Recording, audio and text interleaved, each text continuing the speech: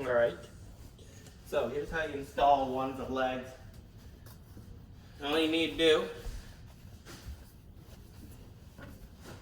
stick a wooden peg in there. I'll move the desk aside so I can show you there. Insert that right into this hole. It'll stand quite well.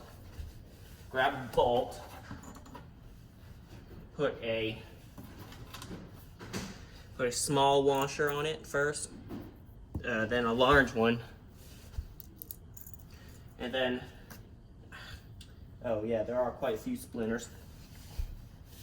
Put that on the bottom hole, and just do that again for the top one.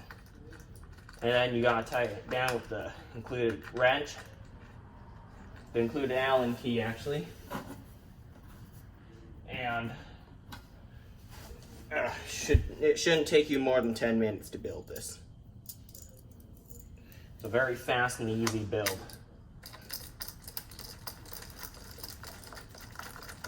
Easy as that, huh? All you gotta do is tighten it down. Just like that. Do it on all 8 bolts that go into each leg.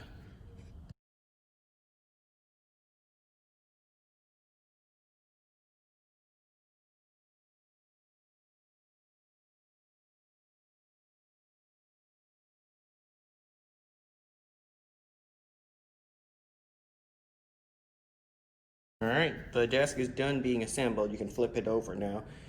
Just make sure all the bolts are tightened down with that little wrench or whatever's included.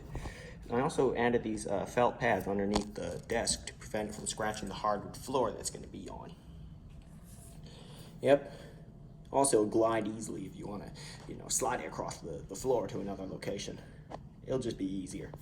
Well, that's it for this video. Thanks for watching, and see you in the next one.